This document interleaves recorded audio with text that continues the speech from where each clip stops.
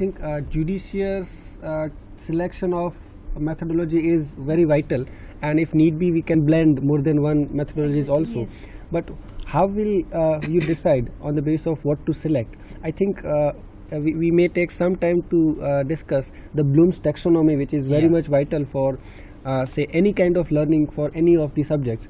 Unfortunate part is that it is applied very well in terms of technical subjects, in terms of say domain knowledge, in terms of most of the other discipline other than humanities, and more so in terms of language acquisition it is not applied. So briefly, if we go back to the Bloom's taxonomy, I think just for the reference I'll mention that Harold Bloom was the linguist and the educationist who came up with this taxonomy roughly in 1950s.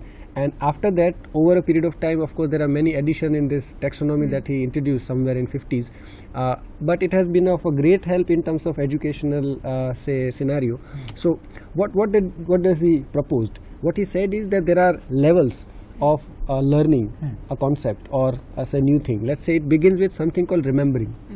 The very first step he gave was to remember. That what do you remember? And how do you remember? So let's say concepts in terms of language, we'll say structure, vocabulary, all these minimum part of it that he or she would remember. And very immediate or almost connected with second step would be understanding. That okay, I know the word, I know the meaning also. When I say understanding, it also applies appropriate word. We were talking in the first session something called usage. So I'll not only know the meaning and the application of the word, but I'll also know what is the appropriate place for that word, the usage or for the expression. So that would be the second step that Bloom introduced, called understanding of a concept. Third, what he said very interesting is to apply, right? This is what the grammar translation method did.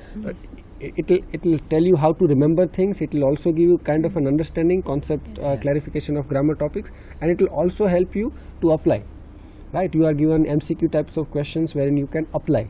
Whether you can apply rightly or not, on that basis you would be assessed. So up to these say 3 levels, grammar translation method or most of the traditional method worked.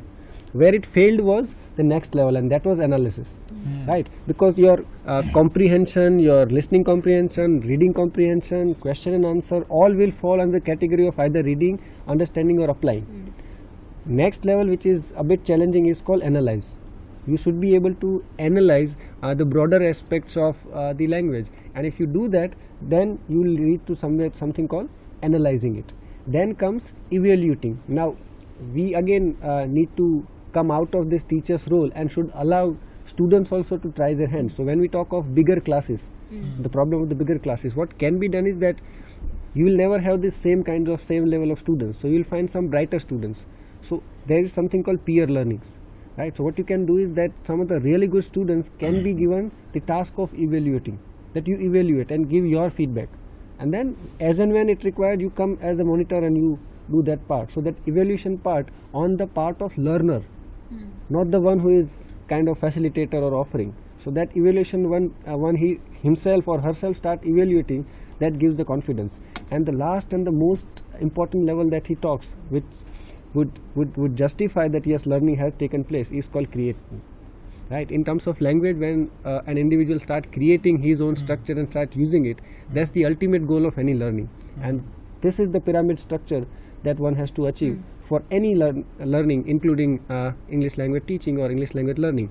And if this be so, now I think we'll be in a better position to know that okay, now if I want to teach, does my methodology leading to creation of language? If so, that's fine.